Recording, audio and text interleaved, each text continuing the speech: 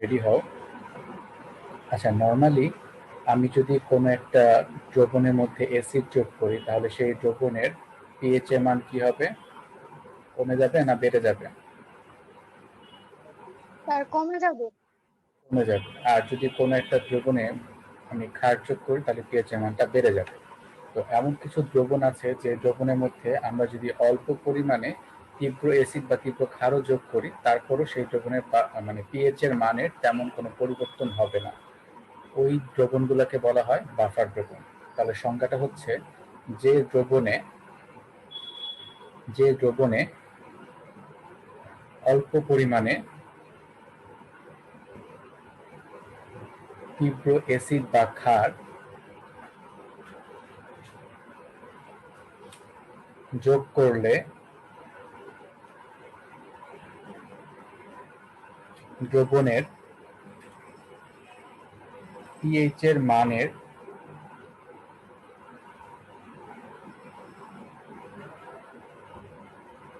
তেমন কোনো পরিবর্তন হয় না। পিএইচ এর মানের তেমন কোনো পরিবর্তন হয় না, তাকে বাফার দ্রবণ বলে।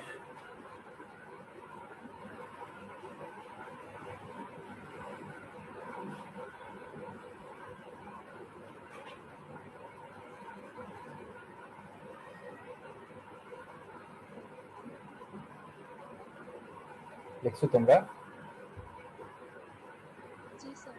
জি স্যার। দেখো, বাফার দ্রবণ দুই প্রকার। এই যে বাফার দ্রবণ আছে, যে দ্রবণে অল্প পরিমাণে অ্যাসিড বা ক্ষার যোগ করলেও দ্রবণের পিএইচ এর মানে কোনো পরিবর্তন হয় না, এই দ্রবণটা হচ্ছে দুই প্রকার। বাফার দ্রবণ দুই প্রকার। এক নম্বরে লেখো অম্লীয় বাফার।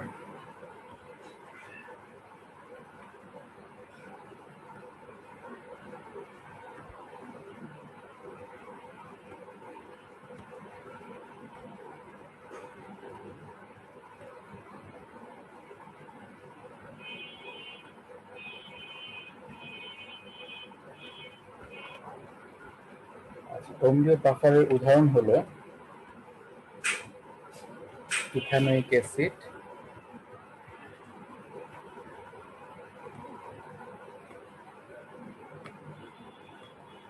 Plus sodium ethanoate. এটা হলো একটা অম্লীয় বাফার দ্রবণ।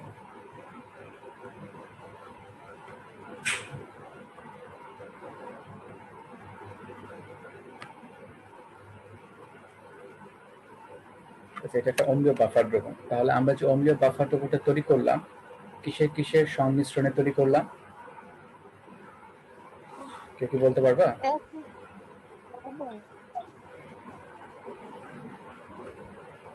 অ্যাসিড আর অ্যাসিড ও ক্ষার। অ্যাসিড ও ক্ষার কিন্তু না। আরেকটু স্পেসিফিকলি বলতে পারবা কিসের কিসের মিশ্রণে আমরা তৈরি করলাম? এটা তো একটা অ্যাসিড, তাই না? Ethanoic acid CH3COOH। এটা কি একটা তীব্র অ্যাসিড না একটা মৃদু অ্যাসিড? মৃদু অ্যাসিড। মৃদু অ্যাসিড, রাইট। তাহলে আমরা এই অম্লীয় বাফারটা তৈরি করলাম একটা মৃদু অ্যাসিড এবং সেই মৃদু অ্যাসিডের লবণের মিশ্রণে। এটা কি সোডিয়াম ইথানয়েট একটা লবণ না? তাহলে আমরা কথাটা এভাবে বলতে পারি, একটা অম্লীয় বাফার তৈরি করা হয় একটা মৃদু অ্যাসিড এবং সেই মৃদু অ্যাসিডের অ্যানায়নের লবণের মিশ্রণে। এটা কিন্তু ইথানোয়িক অ্যাসিডের যে অ্যানায়নটা, ইথানয়েট আয়ন, তার একটা লবণ, ঠিক আছে? কেন মৃদু অ্যাসিড ব্যবহার করা হয় এটা হচ্ছে আমি যখন বাফার দ্রবণের ক্রিয়া কৌশল বলবো তখন সেটা ব্যাখ্যা করবো, ঠিক আছে? এখন এটা সবসময় মনে রাখবা, একটা অম্লীয় বাফার দ্রবণ তৈরি করা হয় একটা মৃদু অ্যাসিড এবং সেই মৃদু অ্যাসিডের যে অ্যানায়ন, সেই অ্যানায়নের মিশ্রণে সেটা তৈরি করা হয়, ঠিক আছে? আচ্ছা, তারপর 2 নাম্বার লেখো ক্ষারীয় বাফার দ্রবণ।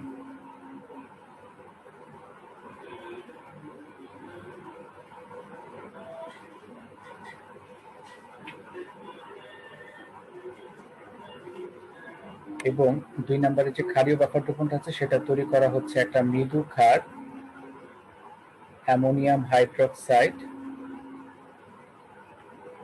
এবং সেই মৃদু ক্ষারের ক্যাটায়নের লবণের মিশ্রণে।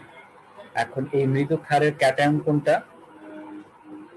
Ammonium ion. Ammonium ion. তাহলে এই অ্যামোনিয়াম আয়নের একটা লবণ হচ্ছে অ্যামোনিয়াম ক্লোরাইড। এই দুটার মিশ্রণে ক্ষারীয় বাফার দ্রবণ তৈরি করা হয়। এটা হচ্ছে ক্ষারীয় বাফার দ্রবণ।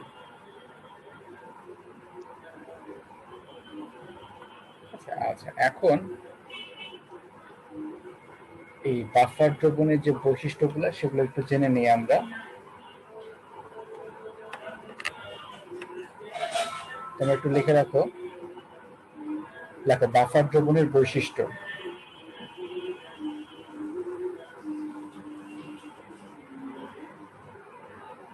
বাফার দ্রবণের বৈশিষ্ট্য 1 নম্বরে হলো এদের একটি নির্দিষ্ট পিএইচ আছে। এদের একটি নির্দিষ্ট পিএইচ আছে, মানে সেটা তুমি এই ইথানোয়িক অ্যাসিড ও সোডিয়াম ইথানয়েটের যে বাফার দ্রবণ তারও কিন্তু একটা নির্দিষ্ট পিএইচ আছে, এটা হচ্ছে 3.75 এর মতো। ঠিক একইভাবে অ্যামোনিয়াম হাইড্রোক্সাইড এবং অ্যামোনিয়াম ক্লোরাইডের যে বাফার দ্রবণ তারও কিন্তু একটা নির্দিষ্ট পিএইচ আছে। হ্যাঁ, তাহলে প্রথম বৈশিষ্ট্যটা হলো এদের একটি নির্দিষ্ট পিএইচ আছে।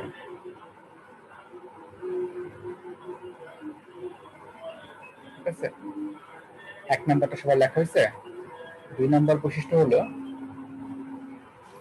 বেশি সময় রেখে দিলে বা দ্রবণ বেশি সময় রেখে দিলে বা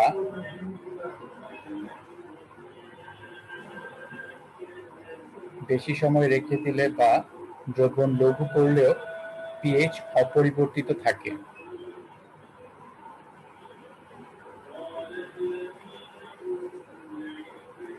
বেশি সময় রেখে দিলে বা দ্রবণ লঘু করলেও পিএইচ অপরিবর্তিত থাকে।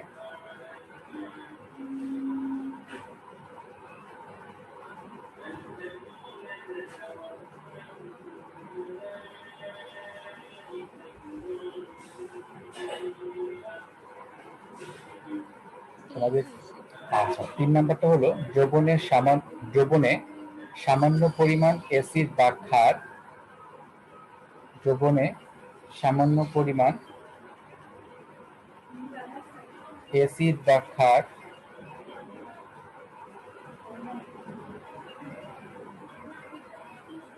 যোগ করলেও দ্রবণের পিএইচ এর কোনো পরিবর্তন হয় না।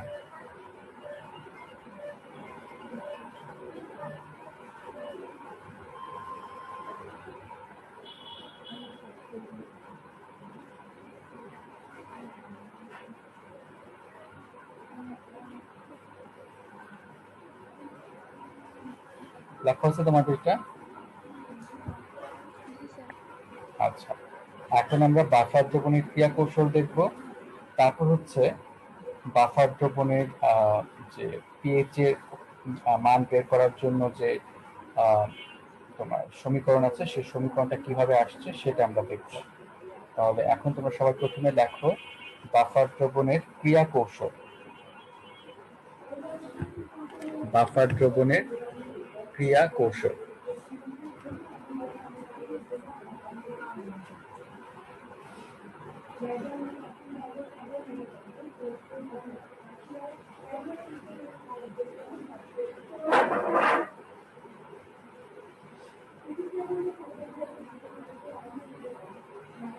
আচ্ছা, প্রথমে আমরা দেখবো অম্লীয় বাফার। অম্লীয় বাফারের ক্রিয়া কৌশল দেখবো।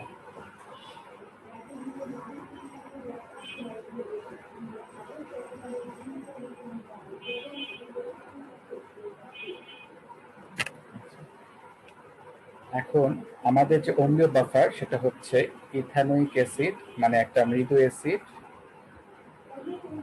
এবং সেই মৃদু অ্যাসিডের অ্যানায়নের একটা লবণ। এদের মিশ্রণে যে বাফার দ্রবণটা তৈরি হলো সেই বাফার দ্রবণটাই হলো অম্লীয় বাফার, এবং এই অম্লীয় বাফার দ্রবণের ক্রিয়া কৌশলটা এখন আমরা দেখব। ঠিক আছে? আচ্ছা, এখন আমাদের এই বাফার দ্রবণের যে যৌগগুলো আছে, একটা হচ্ছে ইথানোয়িক অ্যাসিড আর একটা হলো সোডিয়াম ইথানয়েড। এখন এই ইথানোয়িক অ্যাসিড থেকে আমরা কি কি আয়ন পাবো বলো দেখি একজন। ইথানোয়িক অ্যাসিড থেকে আমরা কি কি আয়ন পাবো?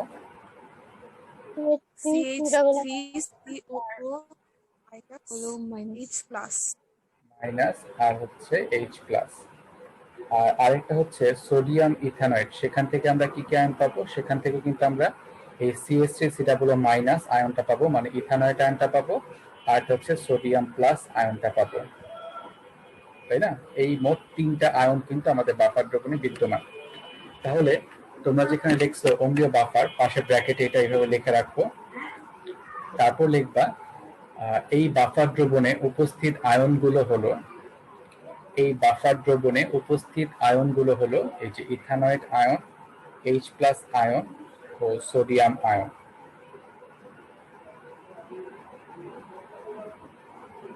এই বাফার দ্রবণে উপস্থিত আয়নগুলো হলো ইথানয়েড আয়ন, H+ আয়ন ও সোডিয়াম আয়ন।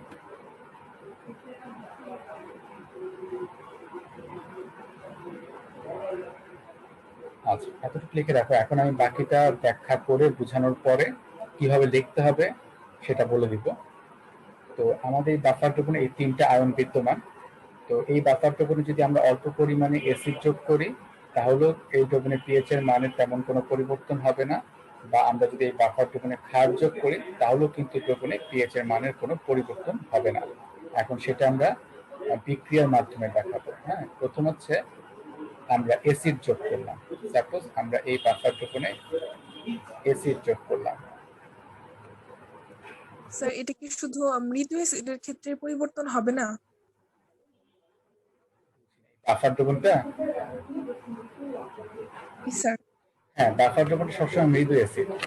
আর কেন এখানে মৃদু অ্যাসিড ব্যবহার করতেছি সেটাই যে ক্রিয়া কৌশল পড়ার সময় তোমাদেরকে আমি বুঝাই দিব কেন আমরা শুধুমাত্র মৃদু অ্যাসিড বা মৃদু ক্ষার ব্যবহার করি বাফার দ্রবণ তৈরির ক্ষেত্রে। হ্যাঁ, তবে পিএইচ এর মানে যে পরিবর্তন হবে না সেটা তুমি তীব্র অ্যাসিড যোগ করলে হবে না, তুমি মৃদু অ্যাসিড যোগ করলেও পিএইচ এর মানে কোনো পরিবর্তন হবে না। তবে তুমি তীব্র অ্যাসিড যোগ করো, তুমি মৃদু অ্যাসিড যোগ করো, অ্যাসিডটা কিন্তু অল্প পরিমাণে যোগ করতে হবে। কথাটা কি বুঝতে পারছো? তুমি তীব্র অ্যাসিড যোগ করলেও পিএইচ এর মানের পরিবর্তন হবে না, তুমি মৃদু অ্যাসিড যোগ করলেও পিএইচ এর মানে কোনো পরিবর্তন হবে না। তবে সেই অ্যাসিডটা অল্প পরিমাণে যোগ করতে হবে, বেশি যোগ করলে কিন্তু বাফার দ্রবণের যে ক্রিয়াটা সেটা নষ্ট হয়ে যাবে। বুঝতে পারছো? আচ্ছা, এখন জি স্যার। অ্যাসিড যোগ করা মানে কি? H+ আয়ন যোগ করে না, কারণ অ্যাসিড জলীয় দ্রবণে কি যোগ করে? H+ আয়ন দেয়।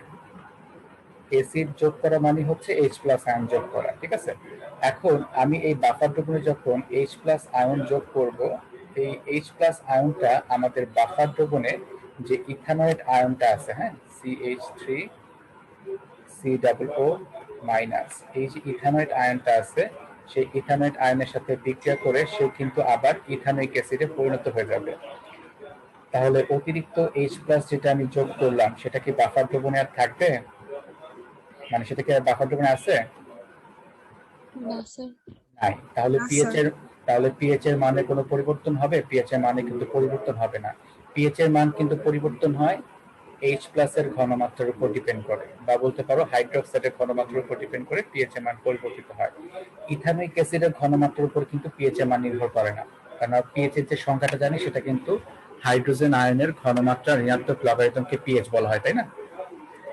অতএব ইথানিক অ্যাসিডের পরিমাণ বাড়ুক কি কমুক তার উপর কিন্তু পিএইচ এর মান নির্ভর করে না। তাহলে তুমি যে অতিরিক্ত অ্যাসিডটা যোগ করলা অল্প পরিমাণে, সেই অল্প পরিমাণে H+ আয়নটা আমাদের বাফার দ্রবণে থাকা ইথানয়েড আয়নের সাথে বিক্রিয়া করে কিন্তু ইথানিক অ্যাসিডে পরিণত হয়ে গেছে।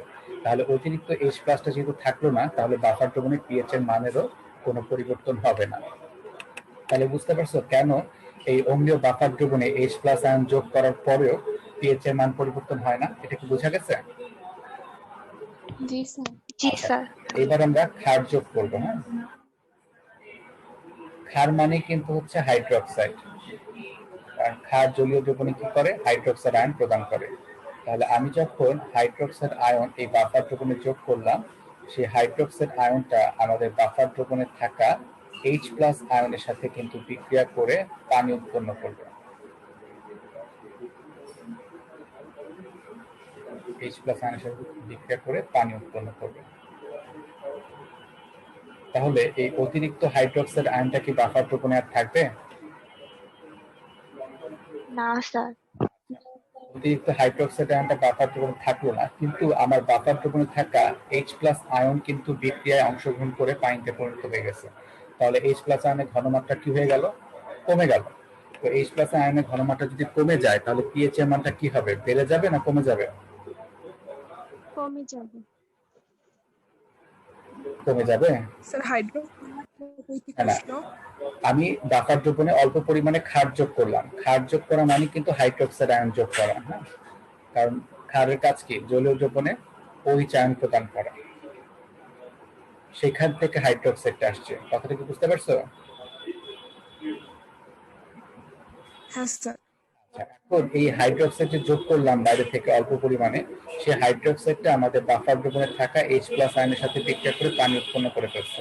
তাহলে অতিরিক্ত হাইড্রোক্সাইড আয়নটা থাকতেছে না, কিন্তু যেহেতু বাফার দ্রবণের কিছু পরিমাণ H+ আয়ন বিক্রিয়া করে পানিতে পরিণত হয়ে যাচ্ছে, তাহলে H+ আয়নের ঘনমাত্রা কিন্তু কমে যাচ্ছে।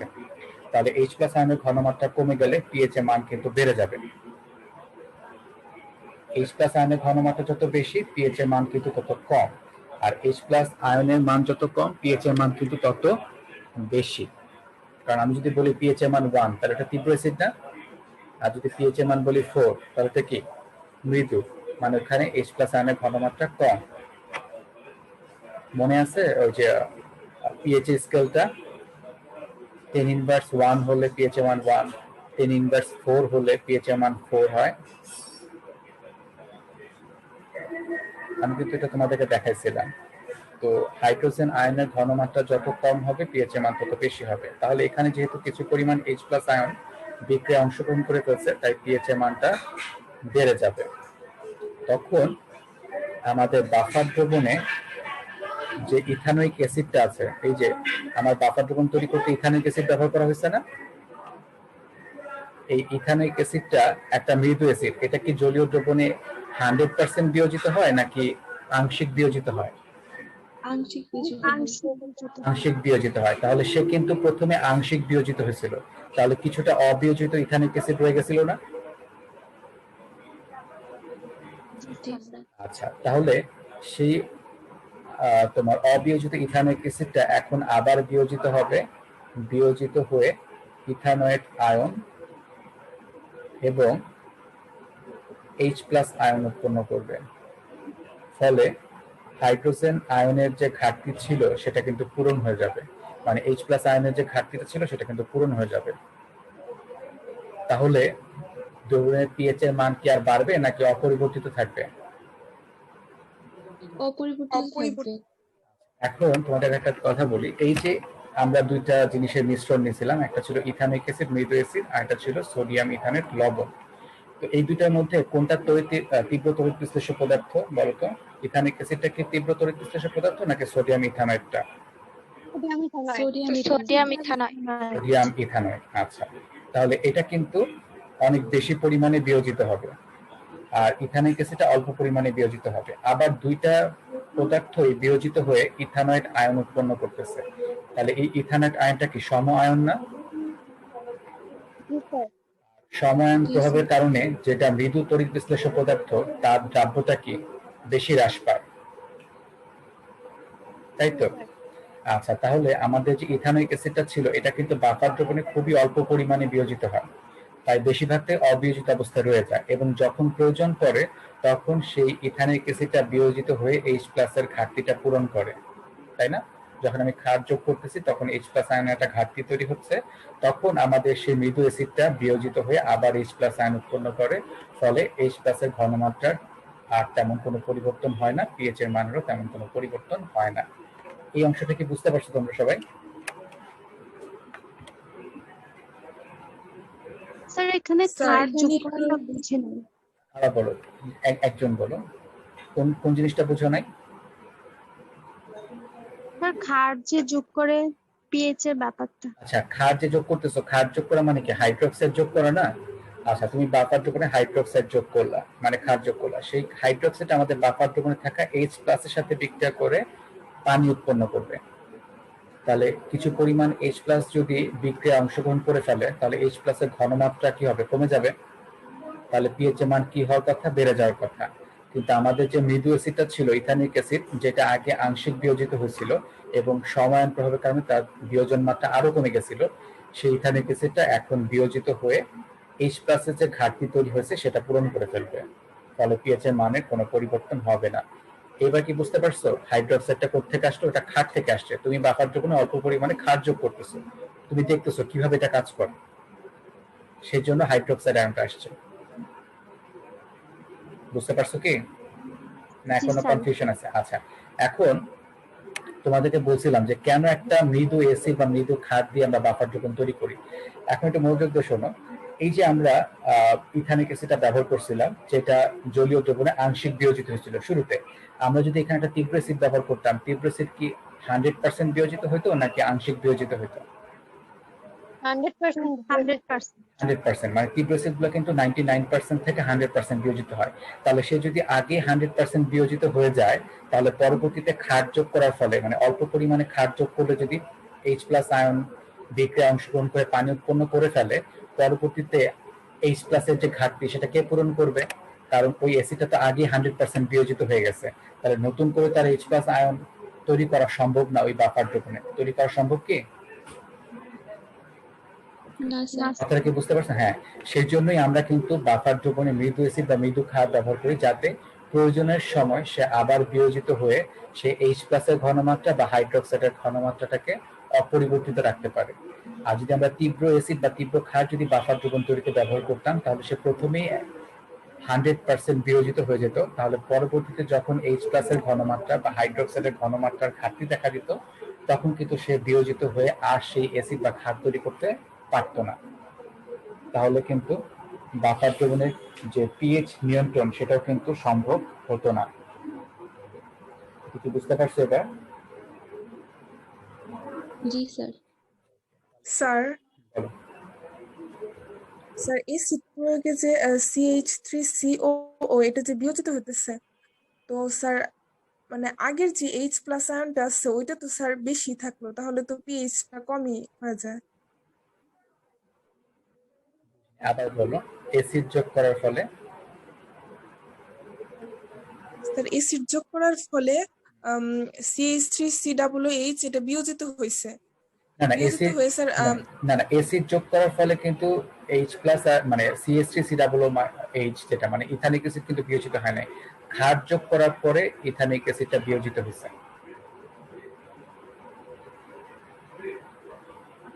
এটা কি বুঝতে পারছো? এই যে প্রথমে যে আমি অ্যাসিড যোগ করলাম H প্লাস, সেটা কিন্তু ইথানয়েড আয়নের সাথে বিক্রিয়া করে ইথানিক অ্যাসিডে পরিণত হয়ে গেছে, তাহলে অতিরিক্ত H প্লাসটা কিন্তু আর নাই। আর পরবর্তী তুমি যখন ক্ষার যোগ করছো তখন সেটা H প্লাসের সাথে বিক্রিয়া করে পানি উৎপন্ন করছে এবং সেই H প্লাসের মানে ঘাটতি পূরণ করার জন্য ইথানিক অ্যাসিডটা বিয়োজিত হয়ে H প্লাস আয়ন উৎপন্ন করছে ঘাটতি পূরণ করার জন্য। এখানে কিন্তু বিয়োজিত হয় না, প্রথম ধাপে কিন্তু বিয়োজিত হয় না। বুঝতে পারছো? জি স্যার। এবার আমরা দেখবো ক্ষারীয় বাফার দ্রবণের ক্রিয়া কৌশল। এবার তো তাহলে আমরা এক মিনিট আমি একটু বলে দিই। এখানে আমরা যখন অম্লীয় বাফার দ্রবণের ক্রিয়া কৌশল ব্যাখ্যা করব তখন প্রথমে এভাবে লিখবো যে তোমাকে যে বাফার দ্রবণটা দেওয়া থাকবে আর কি, সেই বাফার দ্রবণটা পাশে লেখা থাকবে, তুমি লিখবা যে এই বাফার দ্রবণ থেকে উৎপন্ন আয়নগুলো হলো ইথানয়েড আয়ন, H+ আয়ন ও সোডিয়াম আয়ন। তো এই বাফার দ্রবণে অল্প পরিমাণে অ্যাসিড বা ক্ষার যোগ করলে বাফার দ্রবণে পিএইচ এর মানের কোনো পরিবর্তন হয় না। আর একটা কথা বলে রাখবা, এখানে এই বাফার দ্রবণ প্রস্তুতিতে যে ইথানিক অ্যাসিড ব্যবহার করা হয় এটা মৃদু অ্যাসিড, এটা জলীয় দ্রবণে আংশিক বিয়োজিত হয়। ঠিক আছে? আচ্ছা, তারপর লিখবা যে এই বাফার দ্রবণে যদি অ্যাসিড যোগ করা হয়, ব্র্যাকেটে লেখা রাখবা H+, তারপরে লিখবা যে এই বাফার দ্রবণে অ্যাসিড যোগ করলে বাফার দ্রবণে উপস্থিত ইথানয়েড আয়নের সাথে তা বিক্রিয়া করে ইথানিক অ্যাসিডে পরিণত হয়, ফলে দ্রবণে অতিরিক্ত H+ আয়নটি আর থাকে না এবং দ্রবণের পিএইচ এর মানেরও কোনো পরিবর্তন হয় না। তারপরে আমরা এই বিক্রিয়াটা দিব। আমি মানে প্রসেসটা বলে দিচ্ছি, তোমরা পরবর্তী যখন ভিডিও দেখবে তখন এই কথাগুলো একটু স্পেসিফিকলি লিখে নিবা এইভাবে স্টেপ বাই স্টেপ। তারপর হচ্ছে যদি বাফার দ্রবণে অল্প পরিমাণে ক্ষার যোগ করা হয়, ব্র্যাকেটে থাকবে হাইড্রোক্সাইড, তাহলে সেটা আমাদের বাফার দ্রবণে থাকা H+ আয়নের সাথে বিক্রিয়া করে পানি উৎপন্ন করবে, ফলে অতিরিক্ত হাইড্রোক্সাইড আয়নটি আর থাকবে না। তবে কিছু পরিমাণ H+ আয়ন পানি উৎপাদনে ব্যবহৃত হয়ে যাওয়ায় H+ এর ঘনমাত্রা কমে যাবে। তখন আমাদের মৃদু অ্যাসিডটি আবার বিয়োজিত হয়ে H+ আয়ন উৎপন্ন করবে, ফলে H+ এর ঘনমাত্রা কোনো পরিবর্তন হবে না। এইভাবে আমাদের এই বাফার দ্রবণটি পিএইচ এর মান নিয়ন্ত্রণ করে। তারপরে এই বিক্রিয়াগুলো দিয়ে দিতে হবে। ঠিক আছে? তাহলে স্যার এটা কি সোডিয়াম গ আয়নটা নাম্বারে কোনো আসছে? কাজে একজন একজন করে বলো। একজন একজন করে বলো। স্যার এরকম প্রশ্ন কি গ নাম্বারে আসে? গ অথবা ঘতে আসে, ঘতে আসে বেশিরভাগ সময়। আচ্ছা, এখানে আর কেউ কি কিছু জিজ্ঞেস করছিলা? তার সোডিয়াম আয়নটা কোনো কাজে লাগবে না? না না, এখানে সোডিয়ামটা কোনো কাজে লাগবে না, এটা এমনিতেই আয়ন আকারে দ্রবণের মধ্যে রয়ে যাবে। আচ্ছা, এখানে আরেকটা কথা তোমাদের একটু বলে রাখি। ধরো আমাদের বাফার দ্রবণটা তৈরি করা হয়েছে HA অ্যাসিড এবং একটা লবণ Na আয়ন দ্বারা, এই দুটা মিশ্রণ তৈরি করা হয়েছে বাফার দ্রবণটা। এখানে HA টা হচ্ছে একটা মৃদু অ্যাসিড, এটা বলে দিল। অথবা ধরো এই HA এর বিয়োজন ধ্রুবকের মান দেওয়া আছে এবং বিয়োজন ধ্রুবকের মানটা ছোট, সাপোজ ধরো 1.7 ইন্টু 10⁻⁴, তাহলে এটা কিন্তু একটা মৃদু অ্যাসিড বোঝাই যাচ্ছে। এবং সেই মৃদু অ্যাসিডের যে অ্যানায়ন, সেই অ্যানায়ন একটা লবণের মিশ্রণ এখানে ব্যবহার করা হয়েছে, তাহলে এটাকে একটা বাফার দ্রবণ। তাহলে এই বাফার দ্রবণে উপস্থিত আয়নগুলো হলো A-, H+ এবং Na+। ঠিক যেভাবে আমি ইথানোয়িক অ্যাসিড এবং সোডিয়াম ইথানয়েড দিয়ে এটা ব্যাখ্যা করছি, ঠিক একইভাবে এটাকে ব্যাখ্যা করতে হবে। তুমি যখন অ্যাসিড যোগ করবা, মানে H+ আয়ন যোগ করবা, সেটা আমাদের বাফার দ্রবণে থাকা A- আয়নের সাথে বিক্রিয়া করে HNA উৎপন্ন করবে, ফলে অতিরিক্ত H+ আয়নটি আর থাকবে না। আবার যখন আমি ক্ষার যোগ করব, তখন হাইড্রোক্সাইড আয়নটা আমাদের বাফার দ্রবণে থাকা H+ এর সাথে বিক্রিয়া করে পানি উৎপন্ন করবে, তখন আমাদের বাফার দ্রবণে যে মৃদু অ্যাসিড ছিল, যেটা আংশিক বিয়োজিত হয়েছিল আগে, সে এখন আবার বিয়োজিত হয়ে আবার H+ আয়ন উৎপন্ন করবে, ফলে H+ এর ঘনমাত্রা কোনো পরিবর্তন হবে না এবং পিএইচ এর মানেরও কোনো পরিবর্তন হবে না। ঠিক এইভাবে আমরা এই জিনিসগুলোকে ব্যাখ্যা করতে পারবো না, কারণ সবসময় কিন্তু ইথানিক অ্যাসিড বা সোডিয়াম ইথানয়েড দেওয়া থাকবে না, এইভাবেও কিন্তু দেওয়া থাকতে পারে উদ্দীপকে। তাহলে কি আমরা ব্যাখ্যা করতে পারবো? জি স্যার। কারো কনফিউশন থাকলে আবার জিজ্ঞেস করতে পারে।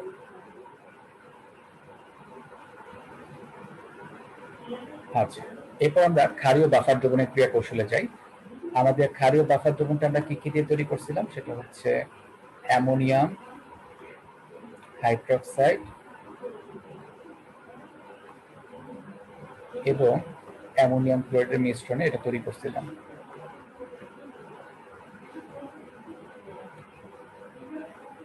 ঠিক আছে? আচ্ছা, এখন অ্যামোনিয়াম হাইড্রোক্সাইড বিয়োজিত হয়ে এখানে তৈরি করবে অ্যামোনিয়াম আয়ন এবং হাইড্রোক্সাইড আয়ন।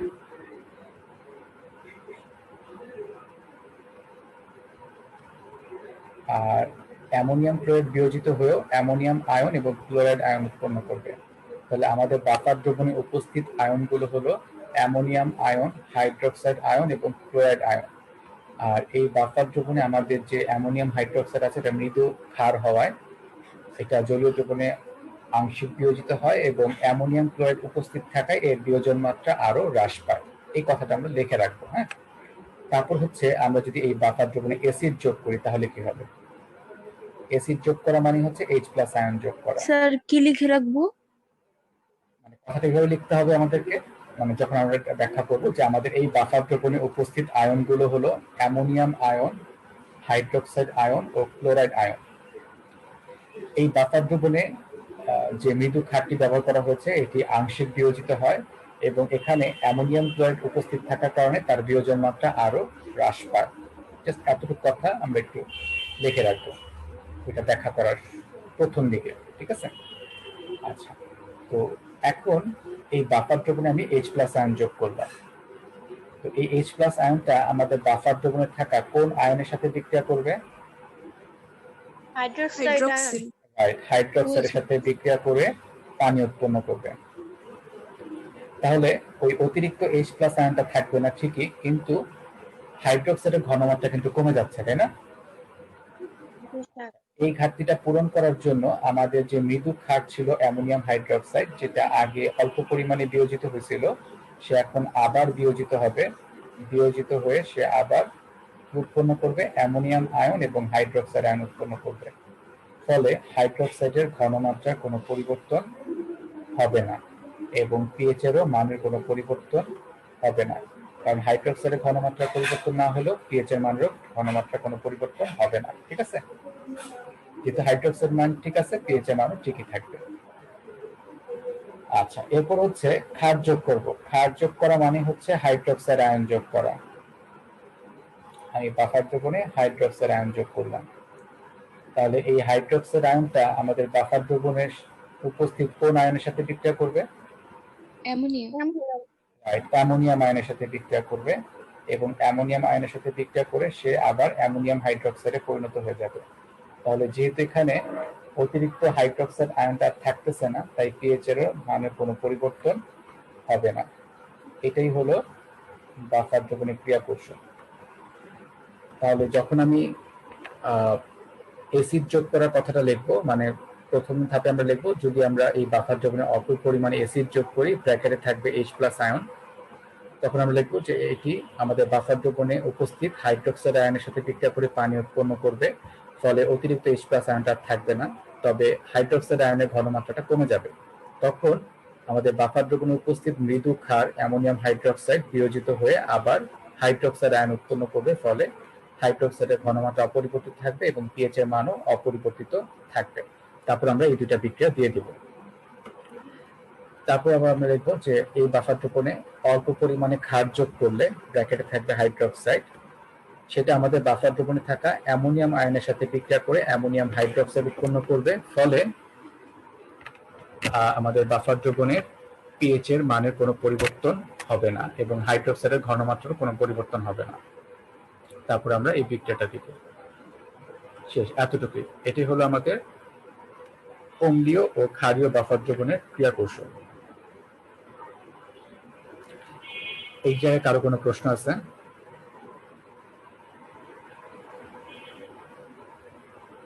আচ্ছা, স্যার এখানে H+ যোগের এটাই ব্যাপারটা বুঝে নেই। H+ যোগ করা মানে তুমি অ্যাসিড যোগ করতেছো, এই বাফার দ্রবণে তুমি অ্যাসিড যোগ করতেছো। তো এই অ্যাসিডটার মানই কিন্তু H+ আয়ন এবং সেই H+ আয়নটা আমাদের বাফার দ্রবণে হাইড্রোক্সাইডের সাথে বিক্রিয়া করে পানি উৎপন্ন করে ফেলতেছে। তো তুমি যে পরিমাণ H+ আয়ন যোগ করছো সেটা তার বাফার দ্রবণের মধ্যে থাকতেছে না, কারণ সেটা তো হাইড্রোক্সাইডের সাথে বিক্রিয়া করে ফেলছে। কিন্তু যেহেতু হাইড্রোক্সাইড বিক্রিয়া অংশগ্রহণ করে ফেলছে, তাই আমাদের বাফার দ্রবণে হাইড্রোক্সাইডের ঘনমাত্রা কমে গেছে। আর হাইড্রোক্সাইডের ঘনমাত্রা কমে গেলে পিএইচ এর মানও কমে যাওয়ার কথা। কিন্তু আমাদের বাফার দ্রবণে যে মৃদু ক্ষারটা আছে না, অ্যামোনিয়াম হাইড্রোক্সাইড, যেটা আগে আংশিক বিয়োজিত হয়েছিল, সে এখন আবার বিয়োজিত হবে। বিয়োজিত হয়ে আবার অ্যামোনিয়াম আয়ন এবং হাইড্রোক্সাইড আয়ন উৎপন্ন করবে। ফলে হাইড্রোক্সাইড আয়নের যে ঘাটতি ছিল সেটা পূরণ হয়ে যাবে এবং পিএইচ এর মানের কোনো পরিবর্তন আর হবে না। বুঝতে পারছো শামিমা?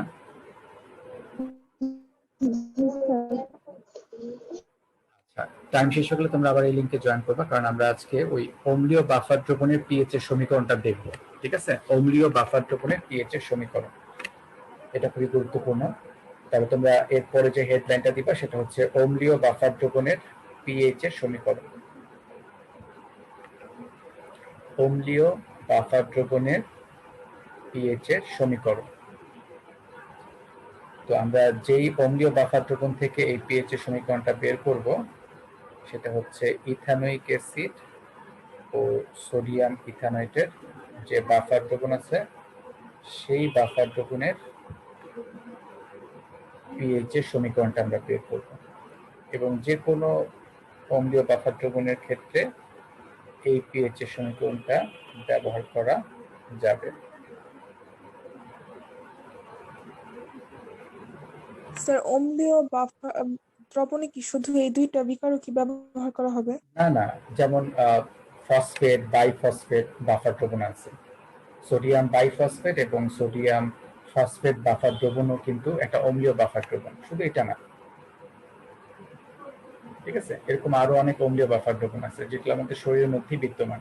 তারপর ধরো ক্ষারীয় বাফার দ্রবণ, যেমন আমি বলছি কি অ্যামোনিয়াম হাইড্রোক্সাইড এবং অ্যামোনিয়াম ক্লোরাইডের বাফার দ্রবণ। এছাড়াও কিন্তু কার্বনিক অ্যাসিড এবং সোডিয়াম বাইকার্বনেটের বাফার দ্রবণ আছে।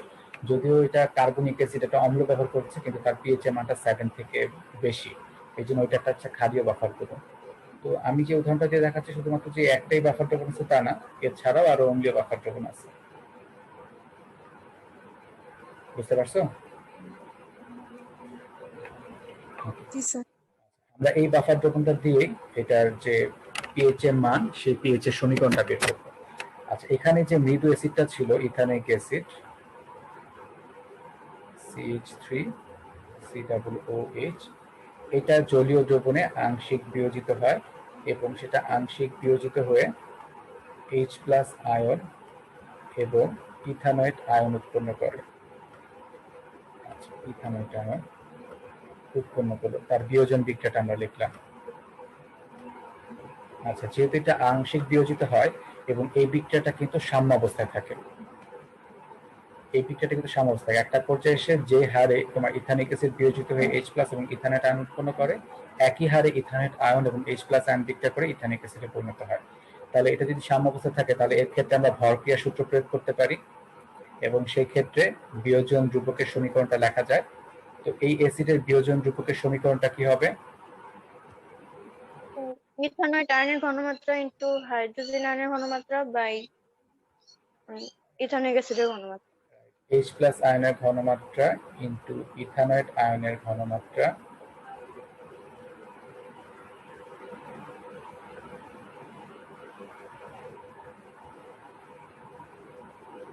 ডিভাইড বাই হচ্ছে ইথানিক অ্যাসিডের ঘনমাত্রা। এটা হচ্ছে কে এর সমীকরণ।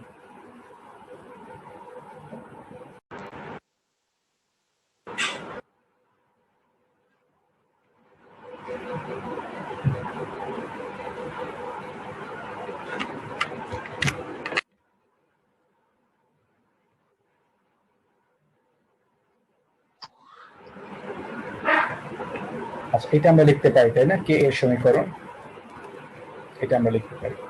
তো যেহেতু আমি পিএইচ এর মানটা বের করতে চাচ্ছি, তাহলে আমি এক পাশে H+ আয়নের ঘনমাত্রা রাখবো আর বাকিগুলোকে সবগুলোকে আরেক পাশে নিয়ে যাব। ঠিক আছে, H+ এর ঘনমাত্রাটাকে এক পাশে রেখে বাকিগুলোকে অপর পাশে নিয়ে যাব। তাহলে এক পাশে আমি H+ এর ঘনমাত্রাটাকে রাখলাম, H+ এর ঘনমাত্রা, অপর পাশে হচ্ছে কে এ, আর বাকিগুলোকে যেহেতু অপর পাশে নিয়ে যাচ্ছি তাহলে ইথানিক অ্যাসিডের ঘনমাত্রাটা কি উপরে উঠে যাবে না, আর ইথানয়েট আয়নের ঘনমাত্রাটা কি নিচে নেমে যাবে। তাহলে উপরে হবে ইথানিক অ্যাসিডের ঘনমাত্রা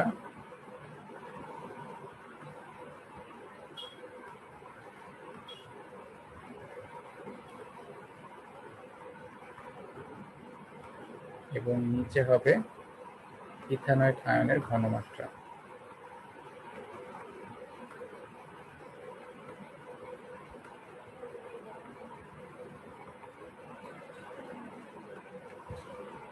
এটা আমরা লিখতে পারি। এখন যেহেতু পিএইচ বের করতে চাচ্ছি আমরা হাইড্রোজেন আয়নের ঘনমাত্রা দিয়ে শুধু পিএইচ বের করলে হবে, নাকি এটা ঋণাত্মক লগারিদম নিতে হবে? এটা ঋণাত্মক লগারিদম নিতে হবে, তাই না? তাই আমরা সমীকরণের উভয় পাশে তোমার মাইনাস লগ নেই। এই সমীকরণের উভয় পাশে আমি মাইনাস লগ নেই, তাহলে এখানে হবে H প্লাস আয়নের ঘনমাত্রা,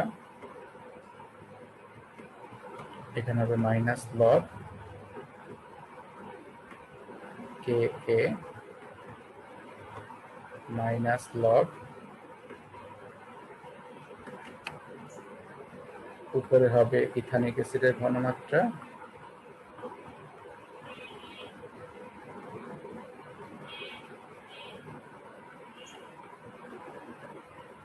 এবং নিচে হবে ইথানয়েড আয়নের ঘনমাত্রা।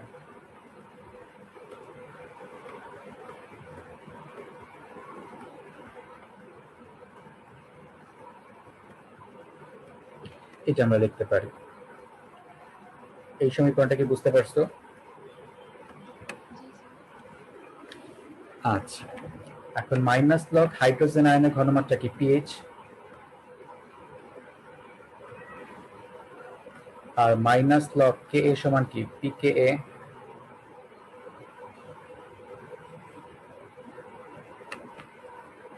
আর এখানে লগের ভেতরের অংশটাকে যদি আমি উল্টে দেই তাহলে সামনেটা মাইনাস আসবে না, এবং মাইনাসে মাইনাস তখন কি হয়ে যাবে, প্লাস হয়ে যাবে। আমি লগের ভেতরের অংশটাকে উল্টায় দিলাম, হ্যাঁ, তাহলে ইথানয়েড আয়নটা উপরে চলে গেল,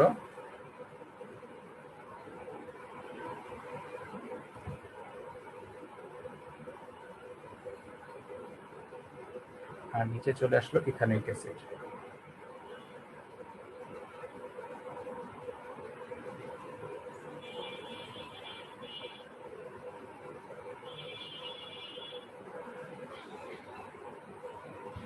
এইটা আসলো। আচ্ছা, এতটুকু পর্যন্ত সবাই বুঝতে পারছো? এখন আর অল্প একটু অংশ আছে, তাহলে সমীকরণটা চলে আসবে। এখন এখানে আবার আমরা আসি, এই যে আমরা ইথানিক অ্যাসিডটার বিয়োজন বিক্রিয়া লিখছিলাম, ইথানিক অ্যাসিডটা কিন্তু একটা মৃদু অ্যাসিড, এটা জলীয় দ্রবণে আংশিক বিয়োজিত হচ্ছিল।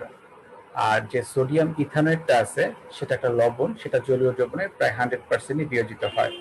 তাহলে দুইটাই যখন বিয়োজিত হয়ে ইথানয়েড আয়ন উৎপন্ন করবে, তাহলে এইটা কি সম আয়ন না? ইথানয়েড আয়নটা কি সম আয়ন না?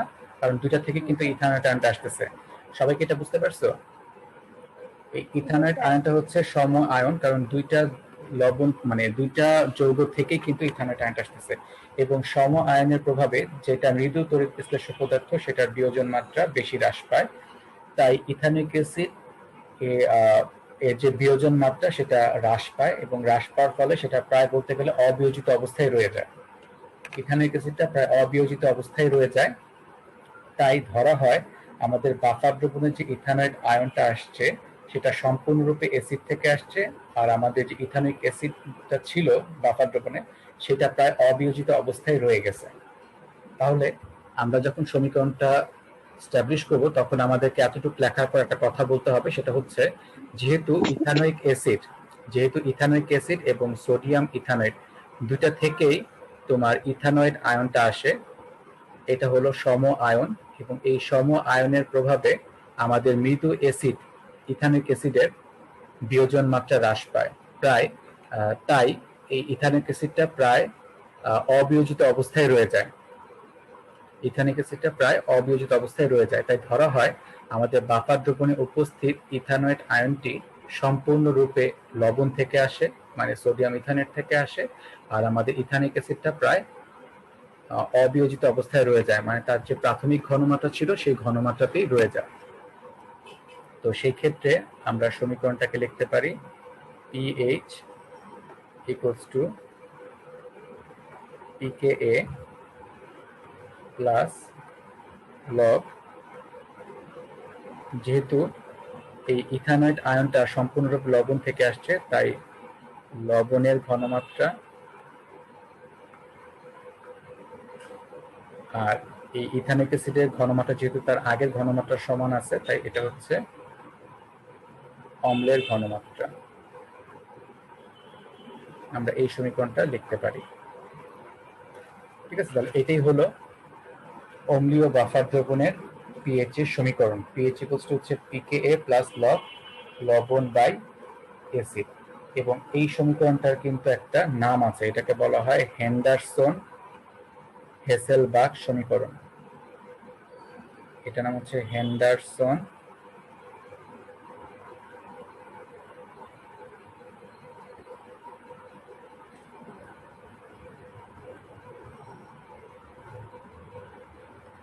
হেসেলবাখ সমীকরণ।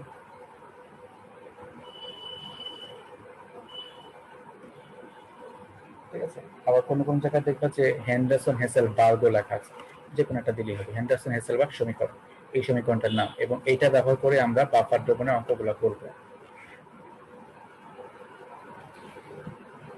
এই সমীকরণটা নিয়ে আর কারো কোনো প্রশ্ন আছে?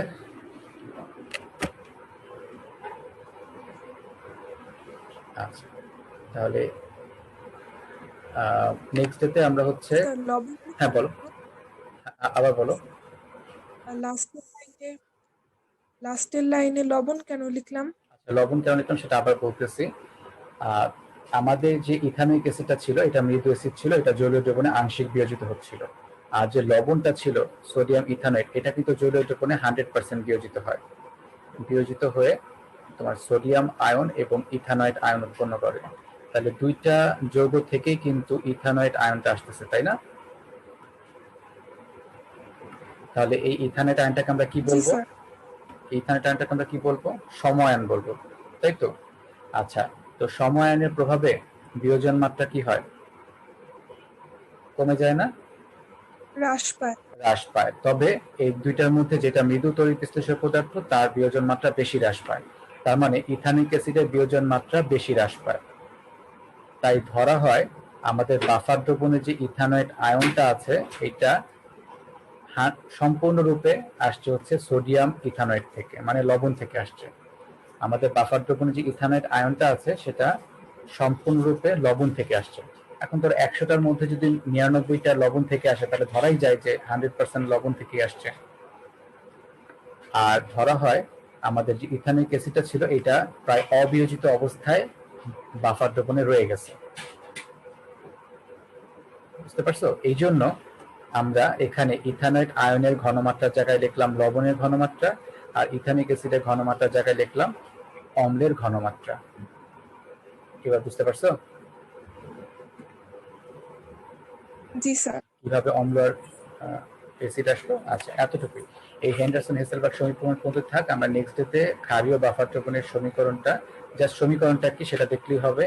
তারপর হচ্ছে রক্তের পিএইচ, বাফার দ্রবণ, রক্তের বাফার দ্রবণের ক্রিয়া কৌশলটা দেখবো। আর হচ্ছে আমরা বাফার দ্রবণের কি একটা ম্যাথ করবো, ঠিক আছে? এবং আরো কয়েকটা ম্যাথ করলে বাফার দ্রবণ শেষ হয়ে যাবে, এবং তোমাদের যে নতুন সিলেবাস সেই সিলেবাস অনুযায়ী কিন্তু চতুর্থটাই শেষ হয়ে যাবে। তো তোমরা কি পুরোটা চ্যাপ্টার শেষ করতে চাও নাকি নতুন সিলেবাস অনুযায়ী করতে চাও? স্যার আমাদের কোনটা করা উচিত? তার পুরাটা। আমার মতে তো পুরাটাই পড়া উচিত। জি স্যার।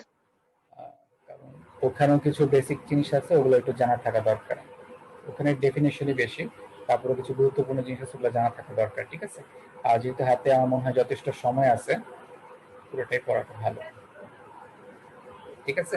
আচ্ছা, ঠিক আছে, তাহলে আজকে ওই পর্যন্তই থাক। নেক্সট আমরা বাফার দ্রবণের বাকি অংশগুলো দেখবো আর পিএইচ এর গুরুত্ব সম্পর্কে জানবো এর পরের ক্লাসে। ওকে, ঠিক আছে, তাহলে আজকে এই পর্যন্তই থাক। স্যার আসসালামু আলাইকুম। স্যার আসসালামু আলাইকুম। সালাম। সালাম আলাইকুম স্যার। ওয়ালাইকুম সালাম।